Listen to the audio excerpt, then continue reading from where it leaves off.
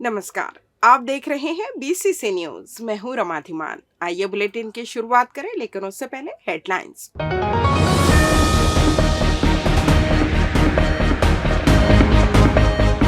100% मतदान के लिए चलाया जा रहा अभियान, जगह जगह हो रहे आयोजन। मजार में अज्ञात चोरों का आतंक, सीसीटीवी के सामने दान पेटी की चोरी। अनुकंपा नियुक्ति में अनियमितता का मामला, फिर शुरू हुई जांच की कार्रवाई। और जिले में अवैध शराब के खिलाफ पुलिस का प्रहार, बड़ी मात्रा में शराब जब्त। हेडलाइंस के बाद खबरें विस्तार से। आनंद सागर सेवा प्रवाह द्वारा 1 से 2 मई तक अलग अलग स्थानों पर विभिन्न समूह के साथ 100% मतदान के लिए मतदाताओं को जागरूक करने का कार्य किया गया। आनंद सागर सेवा प्रवाह की संस्थापिका डॉक्टर सुषमा पंड्या ने बताया कि भारत में लोकतंत्र का महापर्व लोकसभा चुनाव 2024 7 चरणों में पूर्ण किया जाना है, जिसमें छत्तीसगढ़ में तीसरे चरण में 7 मई मंगलवार को मतदान होगा। लोकसभा चुनाव से भारत सरकार का निर्वाचन किया जाता है, जो हमारी केंद्र सरकार होती है, जिसके लिए हम छत्तीसगढ़ से विभिन्न लोकसभा सीटों से अपना एक प्रतिनिधि सांसद चुनकर लोकसभा भेजते हैं। तो हम मतदाताओं का यह कर्तव्य बनता है कि हम अपना प्रतिनिधि सोच समझ कर चुने। प्रत्येक नागरिक का मत महत्वपूर्ण होता है, इसलिए यह आवश्यक है कि हर एक नागरिक को अपना मतदान करना है और इसके लिए मतदाता जागरूकता अति आवश्यक है। मतदाता जागरूकता अभियान में 1 मई को ग्राम मुरैना में भारी संख्या में मतदाताओं को लोकसभा चुनाव का महत्व बताते हुए मतदाता जागरूकता अभियान चलाया गया। इसी क्रम में 2 मई को सागर सेवा प्रवाह के सदस्यों ने विवेकानंद उद्यान कंपनी गार्डन में मतदाता जागरूकता अभियान चलाया, जिसमें अलग अलग समूह के नागरिकों ने बढ़ चढ़कर हिस्सा लिया। आनंद लाफ्टर क्लब, आजाद लाफ्टर क्लब, ओपन जिम, महिला सदस्य एवं नव युवकों की टोली ने भी बढ़ चढ़कर इसमें हिस्सा लिया। लोकसभा चुनाव के लिए हर एक वर्ग में उत्साह देखने को मिला। इस दौरान शपथ एवं नारे लगाकर मतदान करना मेरा अधिकार है और मताधिकार मेरा सौभाग्य कहते हुए मतदाता जागरूकता रैली भी निकाली गई। तत्पश्चात आनंद सागर सेवा प्रवाह की सदस्यों के द्वारा सफाई कर्मचारी के साथ भी मतदाता जागरूकता अभियान चलाया गया। सभी ने शपथ ली कि हम अपने मत का प्रयोग अवश्य करेंगे।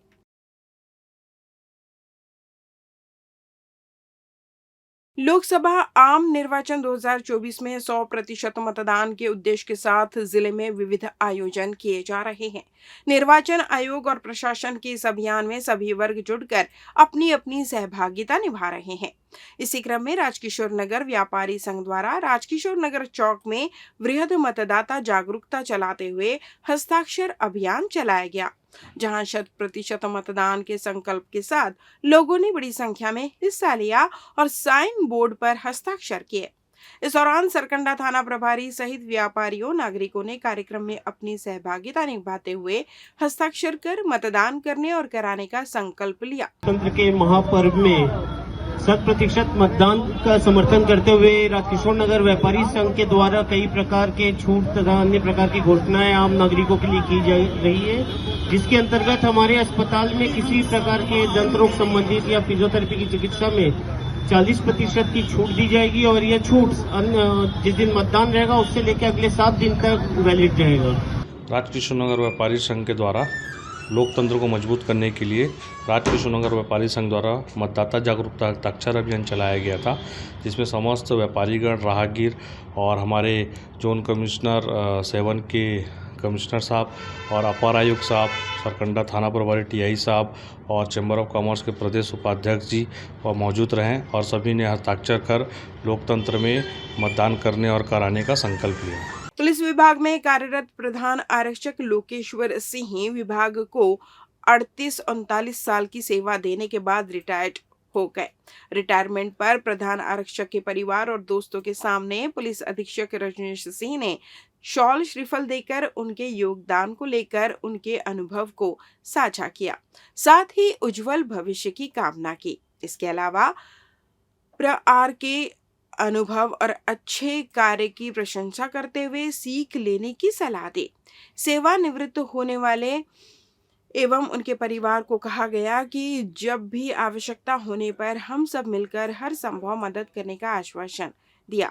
सभी के स्वस्थ और परिवार के उज्जवल भविष्य की कामना करते हुए स्मृति चिन्ह भेंट करते हुए सेवानिवृत्ति के ही दिन जीपीएफ का अंतिम पत्रक प्रदान किया गया।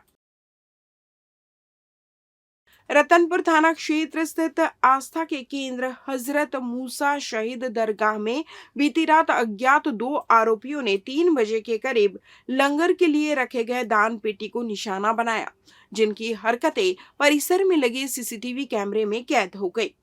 मामले की शिकायत दरगाह कमेटी रतनपुर के अध्यक्ष मिर्जा अशरफ बेग ने थाने में की, जिसमें उन्होंने बताया कि 2 मई की रात 3 बजे के करीब 2 आरोपी दरगाह में आते हुए दिख रहे हैं, जो बाकायदा सिर झुकाकर अंदर जाते हैं और पूरी दान पेटी को ही उठाकर ले जाते दिख रहे हैं।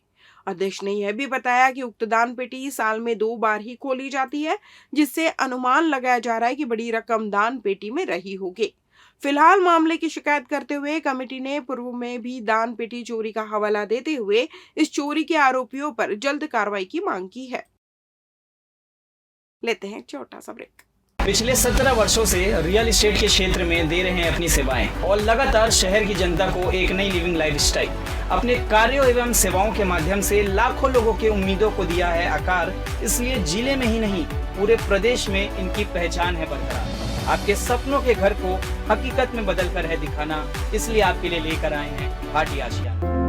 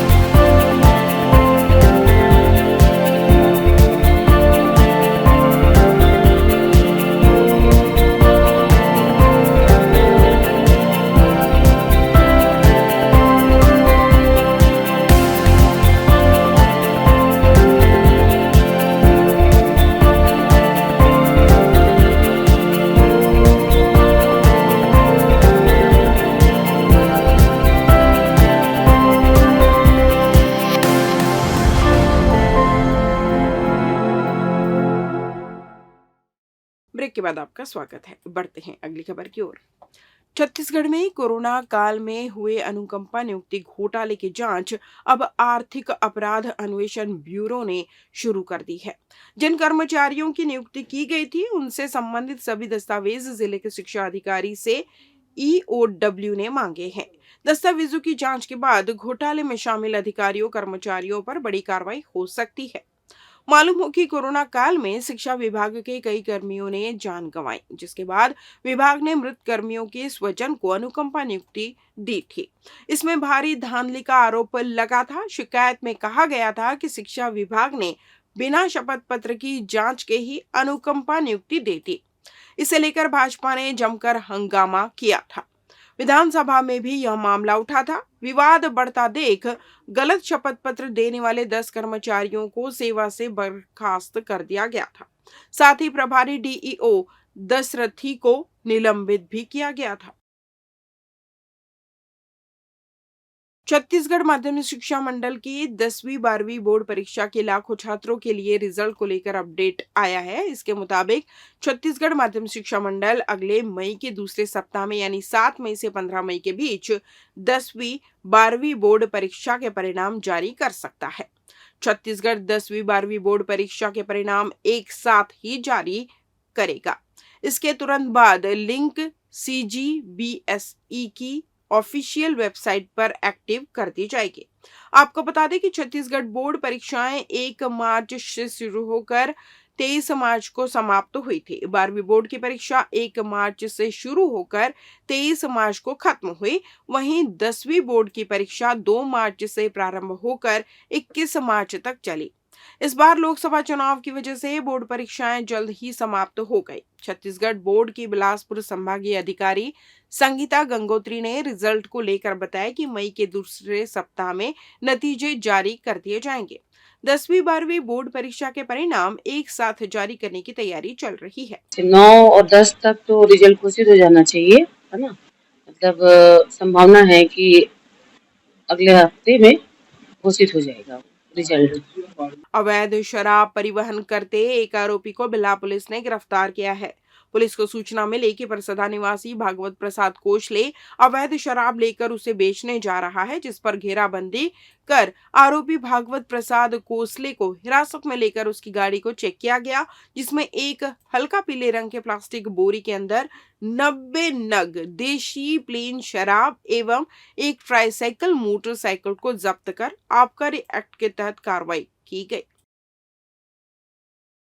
जिले के रतनपुर थाना क्षेत्र में पुलिस ने एक दंपत्ति के घर छापेमारी कर 300 लीटर कच्ची शराब को पकड़ा है।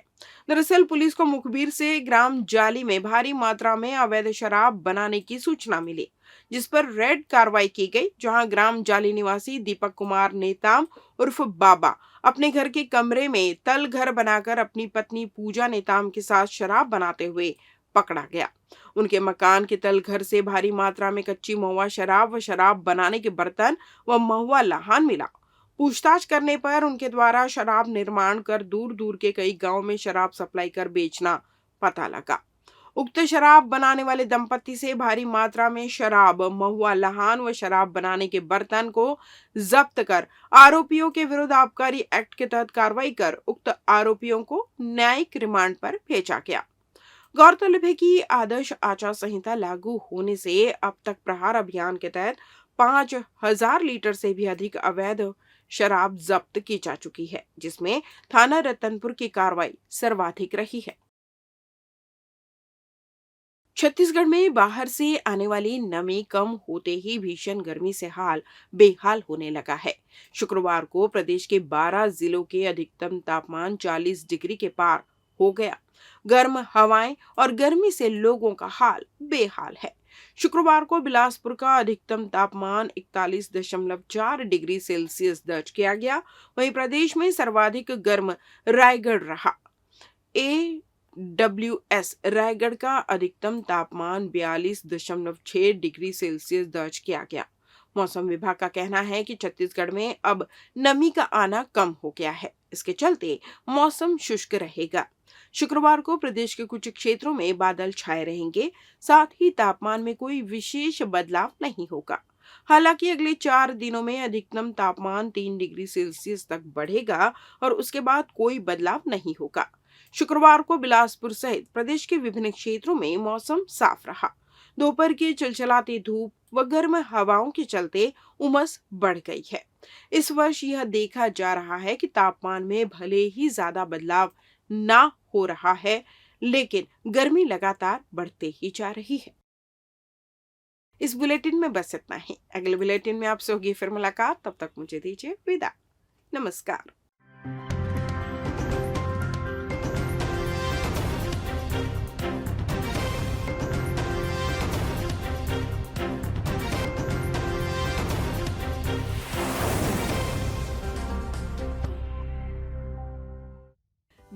Coaching Institute, taught by brilliant minds. We change your lifestyle.